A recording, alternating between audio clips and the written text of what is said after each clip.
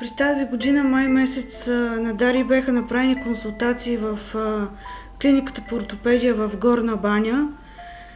И оттам специалистите препоръчаха, че на този етап трябва да се извършат няколко оперативни интервенции с цел тя да може по-лесно да направи първите си крачки. През октомври месец беше първата ортопедична интервенция, която мина много добре.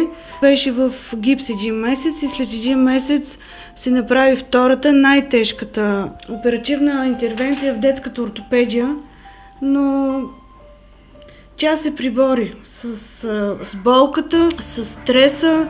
След това ще свалят гипса, ще проведем физиотерапия няколко седмици, след което ни предстои последната от този комплекс оперативни интервенции като начало, която нямала да бъде толкова тежка на другото краченце. Всъщност тези операции се правят на тазобедрените стави на Дари.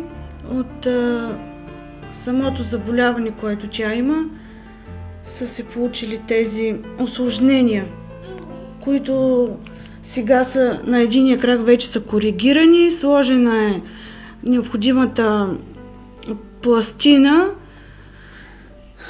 и също ще се направи на другото краче, но там ще бъдат нещата малко по-лесно.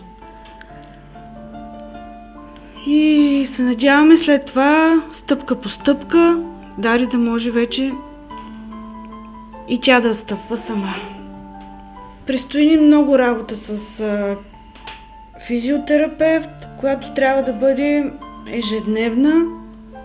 По-нататъка, евентуално, да запишем и на плуване и на конна езда, което при нейната диагноза има много положителен ефект. И сега сме пропуснали много от работа с логопед и специален педагог, но се надяваме във времето да го компенсираме, доколкото е възможно. Средствата, които бяха събрани на миналогодишния концерт, ние използвахме за Дари, за рехабилитация и да покрием част от средствата, които са необходими в университетската клиника по ортопедия и травматология.